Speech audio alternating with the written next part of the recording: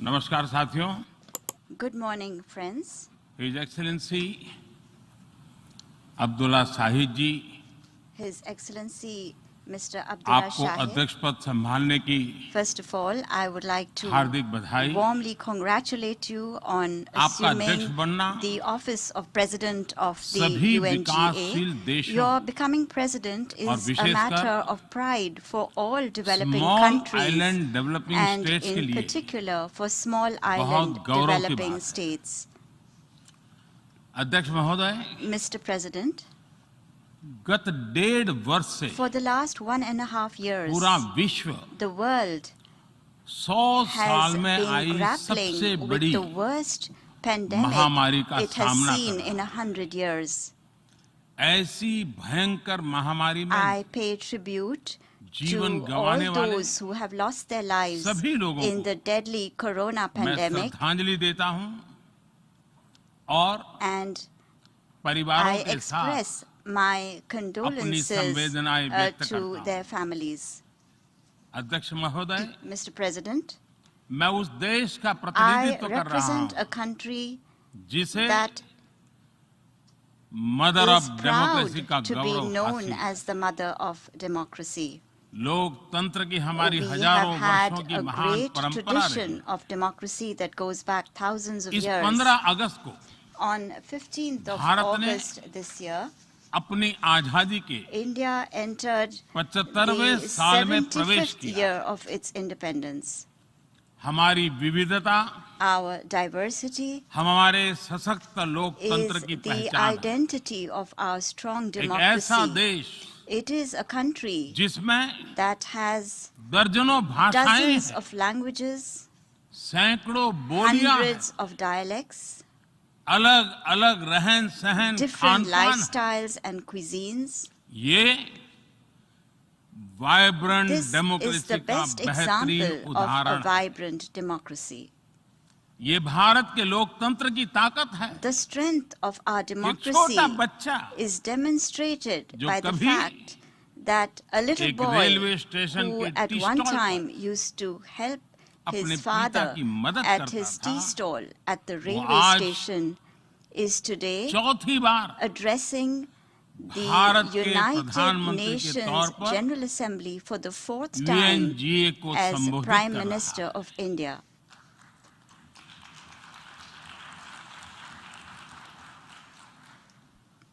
सबसे लंबे समय तक I will soon Gujarat have का spent 20 मुख्यमंत्री years serving और my फिर countrymen as पिछले head of 7 साल government. से First as the Bharat longest के serving प्रधानमंत्री Chief के Minister तौर of पर मुझे Gujarat and then Head of as Government Prime की Minister भूमिका में for the last 7 years. देशवासियों की सेवा करते हुए 20 साल हो रहे हैं और And मैं अपने I अनुभव am से कह saying रहा this to हूं, you from my own Yes. experience. Yes, democracy can deliver. democracy can deliver. Yes, Yes, democracy has democracy deliver. has delivered. अध्यक्ष महोदय, Mr. President, एकात्म मानव दर्शन के today is प्रणेता the birth anniversary Pandit of Deendayal Pandit Upadhyay ji की आज Deen जन्म Dayal जयंती है। Upadhyay, the proponent of Ekatma Manav Darshan. एकात्म मानव दर्शन यानी Ekatma Manav Darshan integral means humanism, integral humanism, अर्थात or स्व से the development समष्टि journey तक undertaken विकास और together, विस्तार the की expansion सहयात्रा। from the self to the universe, expansion of the self, expansion of the self, moving from moving individual to from the the society, individual to society, the nation to the nation, and entire and to humanity। entire humanity. और ये चिंतन And this philosophy Antyodaya को is समर्पित है। dedicated to Antyodaya. Antyodaya को आज की परिभाषा The में modern day where definition no one is of left behind कहा Antyodaya जाता है। is where no one is left इसी भावना behind. के साथ It is with this principle आज in mind that India integrated, today is moving equitable forward on the path of development की राह पर आगे बढ़ integrated, रहा है। equitable development. Vikas Our priority is सर्वसमावेशी हो, that development should be all-inclusive, सर्वस्पर्शी हो, all-pervasive, सर्वव्यापी हो, universal, सर्व पोषक and हो, one that nurtures all. यही हमारी प्राथमिकता है। बीते 7 वर्षों में During the last 7 years, Bharat में India has 43 brought crore over से ज्यादा लोगों को 430 million people बैंकिंग who व्यवस्था were से जोड़ा previously गया है, unbanked into जो the अब banking तक system. इससे वंचित थे। आज Today, 36 over करोड़ से अधिक ऐसे लोगों को भी 360 million people बीमा सुरक्षा who कवच मिला है, earlier could not पहले even imagine इस बारे में this सोच was भी नहीं possible, now have insurance 50 coverage as crore से security. ज्यादा लोगों को By giving over 500 मुफ्त इलाज million की people सुविधा देकर the facility of free Bharat ने treatment in hospitals, उन्हें quality India health has service से given them जोड़ा। access to quality health Bharat ने services 3 करोड़ by पक्के घर building बनाकर 30 million बेघर, proper homes. यानी India has made होमलेस परिवारों को homeless families होम ओनर्स बनाया। homeowners. अध्यक्ष महोदय, Mr. President, प्रदूषित पानी polluted water भारत ही नहीं, is a very big पूरे problem, विश्व not just for और India, खासकर but for the entire गरीब और world, and विकासशील in particular देशों for poor and बहुत developing बड़ी countries. समस्या है। भारत में इस चुनौती से निपटने के लिए In order to address this हम challenge 17 in करोड़ से India, अधिक घरों we तक are carrying out a very big pipe से campaign to ensure साफ that पानी piped पहुंचाने का clean बहुत water बड़ा अभियान reaches चला रहे हैं। over 170 million विश्व homes. की बड़ी-बड़ी संस्थाओं ने Reputed institutions of the ये world माना है have कि said किसी भी देश के विकास के लिए वहां के नागरिकों के पास जमीन और घर के प्रॉपर्टी राइट्स यानी ओनरशिप का रिकॉर्ड होना बहुत जरूरी है। दुनिया के बड़े-बड़े देशों में बड़ी संख्या में ऐसे लोग हैं जिनके पास जमीनों और घरों के प्रॉपर्टी राइट्स नहीं है। आज हम भारत के 6 लाख से अधिक गांवों में ड्रोन से मैपिंग कराकर करोड़ों लोगों को उनके घर और जमीन का डिजिटल रिकॉर्ड देने में जुटे हैं। ये डिजिटल रिकॉर्ड प्रॉपर्टी पर विवाद कम करने के साथ ही access to credit, bank loan तक लोगों की पहुंच बढ़ा रहा है। अध्यक्ष महोदय, आज विश्व का हर 6ठा व्यक्ति भारतीय है। जब भारतीयों की प्रगति होती है तो विश्व के विकास को भी गति मिलती है। When India grows, the world grows. When India reforms, the world transforms. Bharat में हो रहे साइंस और टेक्नोलॉजी आधारित इनोवेशंस विश्व की बहुत मदद कर सकते हैं। हमारे टेक सॉल्यूशंस का स्केल और उनकी कम लागत दोनों अतुलनीय है। हमारे यूनिफाइड पेमेंट इंटरफेस यूपीआई आज भारत में हर महीने 350 करोड़ से ज्यादा ट्रांजैक्शन हो रहे हैं। भारत का वैक्सीन डिलीवरी प्लेटफॉर्म कोविन एक ही दिन में करोड़ों वैक्सीन डोज लगाने के लिए डिजिटल सपोर्ट दे रहा है। अध्यक्ष महोदय, सेवा परमो धर्मः, सेवा परमो धर्मः को जीने वाला भारत सीमित संसाधनों के बावजूद भी वैक्सीनेशन डेवलपमेंट और मैन्युफैक्चरिंग में जी जान से जुटा है। मैं यूएनजीए को ये जानकारी देना चाहता हूं कि भारत ने दुनिया की पहली डीएनए वैक्सीन विकसित कर ली है, जिसे 12 साल की आयु से ज्यादा के सभी लोगों को लगाया जा सकता है। एक और mRNA वैक्सीन अपने डेवलपमेंट के आखिरी चरण में है। भारत के वैज्ञानिक कोरोना की एक नेजल वैक्सीन के निर्माण में भी जुटे हैं।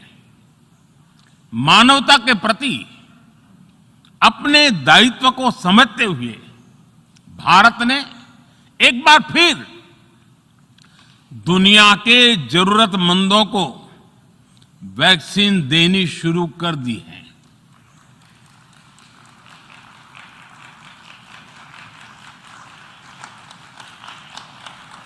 मैं आज दुनिया भर के वैक्सीन मैन्युफैक्चरर्स को भी आमंत्रित करता हूं,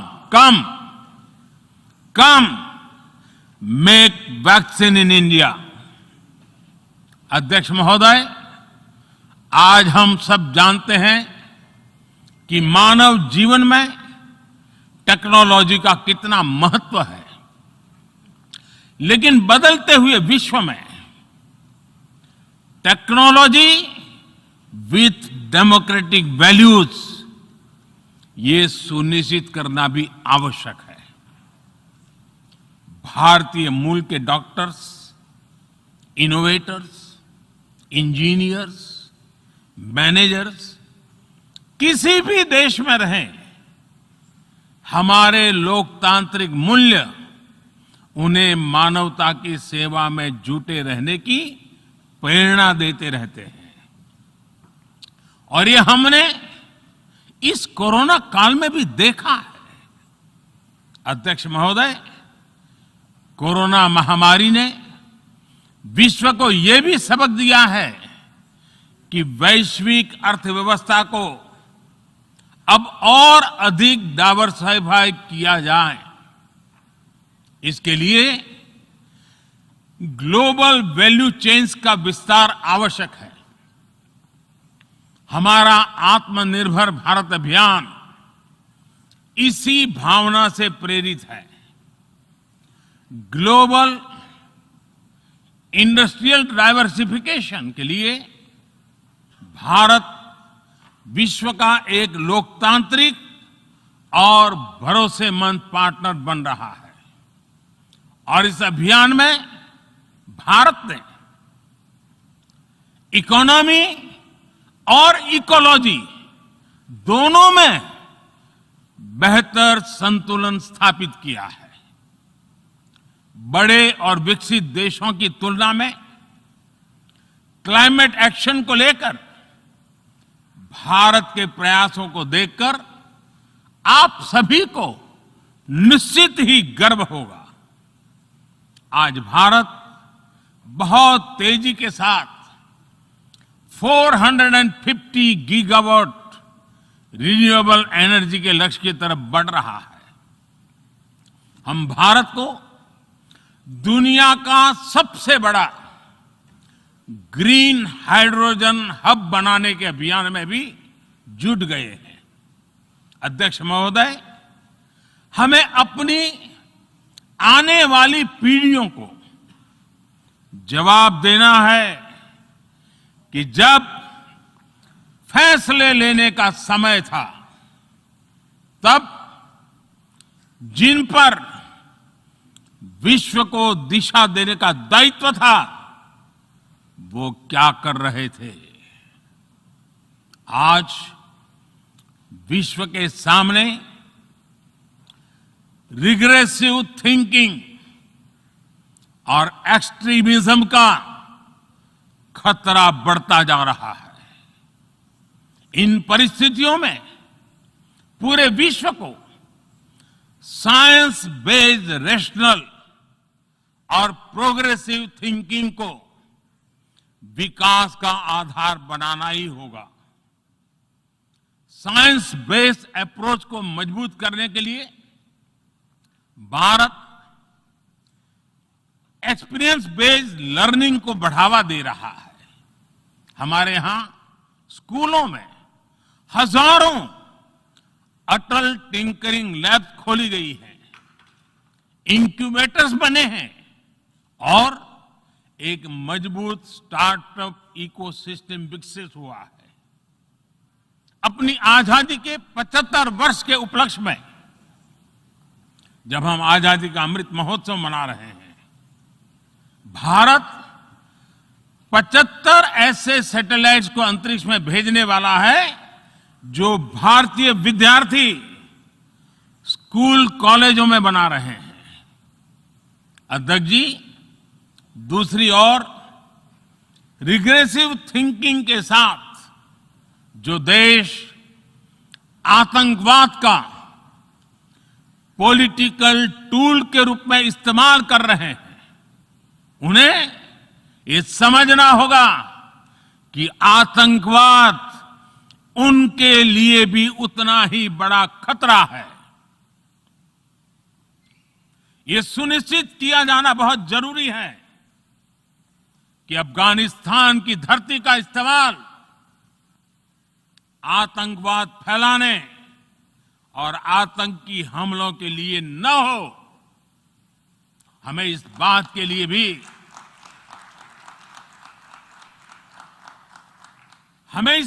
लिए भी सतर्क रहना होगा कि वहां की नाजुक स्थितियों का कोई देश अपने स्वार्थ के लिए एक टूल की तरह इस्तेमाल करने की कोशिश न करें। इस समय अफगानिस्तान की जनता को, वहां की महिलाओं और बच्चों को, वहां की माइनॉरिटीज को मदद की जरूरत है और इसमें हमें अपना दायित्व निभाना ही होगा। अध्यक्ष महोदय, हमारे समंदर भी हमारी साझी विरासत है, इसलिए हमें ये ध्यान रखना होगा कि ओशन रिसोर्सेज को हम यूज करें, एब्यूज नहीं। हमारे समंदर अंतर्राष्ट्रीय व्यापार की लाइफलाइन भी है। इन्हें हमें एक्सपांशन और एक्सक्लूजन की दौड़ से बचाकर रखना होगा। रूल बेस्ड वर्ल्ड ऑर्डर को सशक्त करने के लिए अंतर्राष्ट्रीय समुदाय को एक सुर में आवाज उठानी ही होगी।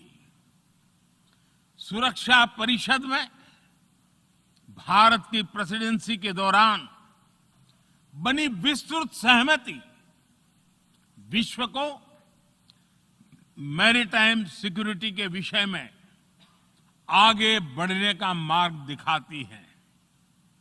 अध्यक्ष महोदय, भारत के महान कूटनीतिज्ञ आचार्य चाणक्य ने सदियों पहले कहा था, कालातिक्रमात् काल एव फलम पिबति। जब सही समय पर सही कार्य नहीं किया जाता तो समय ही उस कार्य की सफलता को समाप्त कर देता है। संयुक्त राष्ट्र को खुद को प्रासंगिक बनाए रखना है तो उसे अपनी इफेक्टिवनेस को सुधारना होगा, रिलायबिलिटी को बढ़ाना होगा। यूएन पर आज कई तरह के सवाल खड़े हो रहे हैं। इन सवाल को हमने क्लाइमेट क्राइसिस में देखा है, कोविड के दौरान देखा है, दुनिया के कई हिस्सों में चल रही प्रॉक्सी वॉर, आतंकवाद और अभी अफगानिस्तान के संकट ने इन सवालों को और गहरा कर दिया है। कोविड के ओरिजिन के संदर्भ में और ease of doing business ranking को लेकर वैश्विक गवर्नेंस से जुड़ी संस्थाओं ने दशकों के परिश्रम से बनी अपनी विश्वसनीयता को नुकसान पहुंचाया है। ये आवश्यक है कि हम यूएन को ग्लोबल ऑर्डर, ग्लोबल लॉज और ग्लोबल वैल्यूज के संरक्षण के लिए निरंतर सुदृढ़ करें। मैं नोबेल पुरस्कार विजेता गुरुदेव रविंद्रनाथ टैगोर जी के शब्दों के साथ अपनी बात समाप्त कर रहा हूं। शुभो कर्मोपोथे, शुभो कर्मोपोथे, ধরো নির্ভয় গান, সব দুর্বল সন্ন্যাস হোক অবসাन। अर्थात अपने शुभ कर्म पथ पर निर्भीक होकर आगे बढ़ो, सभी दुर्बलताएं और शंकाएं समाप्त हो। ये संदेश आज के संदर्भ में संयुक्त राष्ट्र के लिए जितना प्रासंगिक है, उतना ही हर जिम्मेदार देश के लिए भी उतना ही प्रासंगिक है। मुझे विश्वास है हम सबका प्रयास विश्व में शांति और सौहार्द बढ़ाएगा, विश्व को स्वस्थ, सुरक्षित और समृद्ध बनाएगा। इन्हीं शुभकामनाओं के साथ बहुत बहुत धन्यवाद। नमस्कार।